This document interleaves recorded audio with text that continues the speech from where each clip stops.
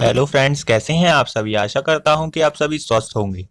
आज की इस वीडियो में हम बात करने वाले हैं इतिहास में बंगाल में जो अंग्रेजी प्रभुसत्ता का आगमन हुआ था उसके बारे में। इसमें हम प्लासी के युद्ध के बारे में गहन अध्ययन करेंगे, बक्सर का युद्ध के बारे में और इलाहाबाद की संधि के बारे में अच्छे से समझेंगे। आपके मन में जो भी डाउट उठ रहे होंगे वो इस वीडियो में सभी क्लियर हो जाएंगे, तो वीडियो को अंत तक जरूर देखिएगा। तो चलिए वीडियो को शुरू करते हैं। तो सबसे पहले हम देखते हैं कि जो प्लासी का युद्ध हुआ था उसकी पृष्ठभूमि के बारे में।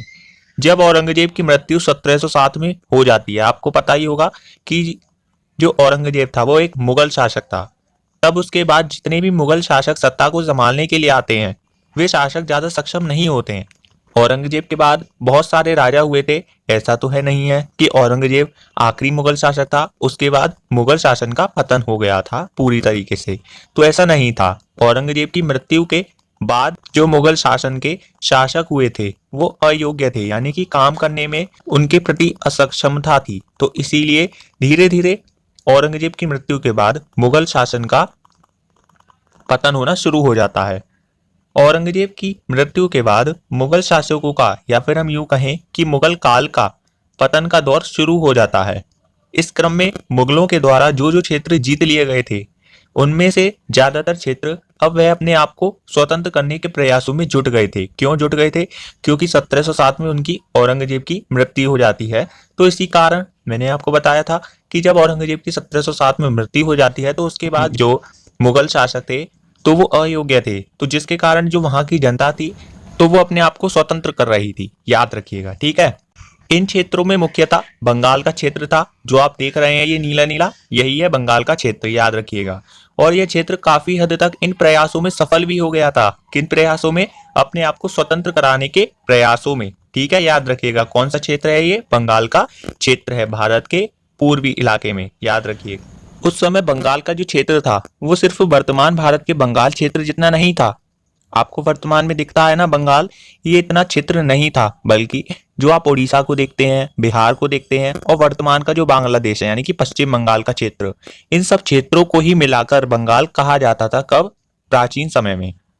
इस बंगाल के क्षेत्र में बहुत सारे उद्योग भी थे, जैसे वस्त्रों का उद्योग, कपास का उद्योग। ये सभी उत्पादन किया जाता था कहाँ पर? बंगाल में। क्योंकि ये इतना विस्तृत क्षेत्र था तो यहाँ पर जो उद्योग होते थे वो विस्तृत क्षेत्र में ही किए जाते थे। कहाँ कहाँ पर किए जाते थे? उड़ीसा में, बिहार में, वर्तमान के बांग्लादेश यानी कि पश्चिम बंगाल में। याद रखना है आपको। 1717 में उस समय शासन कर रहे मुगल शासक फर्रुखसियर ने अंग्रेजी ईस्ट इंडिया कंपनी को पूरे बंगाल क्षेत्र में 3000 रुपये वार्षिक कर के शुल्क के बदले में मुक्त व्यापार करने के लिए अनुमति दे दी थी। किसको दे दी थी? अंग्रेजी ईस्ट इंडिया कंपनी को। किसने दी थी? तो फर्रुखसियर ने। आप देख रहे हैं कि जो फर्रुखसियर था वो मुगल शासक था। इसने अंग्रेजी ईस्ट इंडिया कंपनी को पूरे बंगाल के क्षेत्र में अपना व्यापार को विस्तृत करने के लिए 3000 रुपये वार्षिक कर के शुल्क के रूप में क्या दे दिया था? बंगाल में अपना काम करने के लिए इजाजत दे दी थी। इसके बाद देखते हैं 1717 ईस्वी में मुर्शिद कुली खां का बंगाल का सूबेदार यानी कि नवाब बनाया जाता है। किसको? मुर्शिद कुली खां को 1717 में। इसी समय से व्यवहारिक रूप में स्वतंत्र कार्य करने लगा था। कौन करने लगा था? मुर्शिद कुली खां। हालांकि वो मुगलों को समय समय पर अपनी तरफ से नजराना भेजता रहता था। इसने ढाका के स्थान पर मुर्शिदाबाद को अपनी राजधानी बनाई थी और 1727 ईस्वी में मुर्शिद कुली खां की मृत्यु के बाद शुजाउद्दौला बंगाल का नवाब बनाया दिया जाता है। यह अत्यंत न्यायप्रिय नवाब था। कौन? शुजाउद्दौला, जो 1732 में अलीवर्दी खां को बिहार का उप सूबेदार नियुक्त करता है। इसके बाद है 1739 में शुजाउद्दौला की मृत्यु के बाद इसका पुत्र सरफराज खान नवाब बनता है। आप देख रहे हैं चित्र में। और इसी के बाद 1740 में अलीवर्दी खां ने विद्रोह कर दिया था और इसी विद्रोह में सरफराज खां मारा भी जाता है और अलीवर्दी खां को बंगाल का नवाब बना दिया जाता है। तो अब हम अलीवर्दी खां के बारे में पढ़ लेते हैं कि ये अलीवर्दी खां है कौन है। तो इसका समय काल है 1740 से 1756 ईस्वी। उस समय एक सेना नायक था जिसका क्या नाम था? अलीवर्दी खां था। किस समय? मुगलों के समय में। वह सत्ता पाने के लिए सूबेदार सरफराज खां की हत्या कर देता है, सत्ता को पाने के लिए, याद रखिएगा। और 1740 में बंगाल की सत्ता अपने हाथों में ले लेता है। अलीवर्दी खां ने मुगलों को 2 करोड़ का नजराना भी भेजा था ताकि जो मुगल हैं उससे कुछ कहे ना, और ऐसा हुआ भी। मुगलों की तरफ से यह नजराना स्वीकार कर लिया गया और फिर अलीवर्दी खां बंगाल की शासन व्यवस्था संभालने भी लग गया था।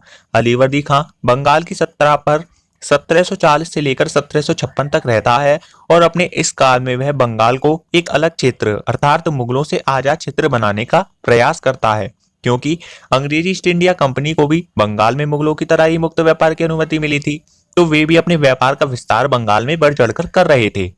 इसने यूरोपियों की उपमा मधुमक्खियों से की थी अलीवर्दी खान ने। इसके अनुसार यदि इन्हें ना छेड़ा जाए तो यह शहद देंगे, यदि इन्हें छेड़ा जाएगा तो ये काट काट कर मार डालेंगे। ऐसा अलीवर्दी खां कहता है ईस्ट इंडिया कंपनी के लिए। तो अलीवर्दी खां के कोई पुत्र ना होने के कारण इसने अपनी सबसे छोटी पुत्री के पुत्र सिराजुद्दौला को अपना उत्तराधिकारी यानी कि अगला राजा बनाने को नियुक्त करता है। तो आगे हम सिराजुद्दौला के बारे में पढ़ लेते हैं। सिराजुद्दौला को 1756 में बंगाल की सत्ता प्राप्त हो जाती है। उसके सत्ता में आने के बाद बहुत सारे लोगों में जलन की भावना भी पैदा होने लगती है। क्यों? क्योंकि सिराजुद्दौला का अंग्रेजों के साथ संबंध बिगड़ गया था, क्योंकि अंग्रेजों ने नवाब के शत्रुओं का शरण दे रखी थी अंग्रेजों ने, और नवाब के मना करने के बावजूद भी बस्तियों का दुर्गीकरण भी कर रहे थे।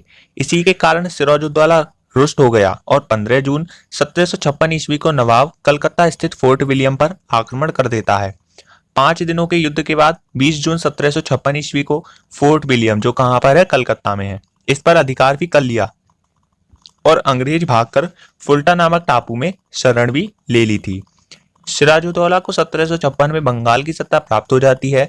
उसके सत्ता में आने के बाद बहुत सारे लोगों में जलन की भावना पैदा होने लगती है।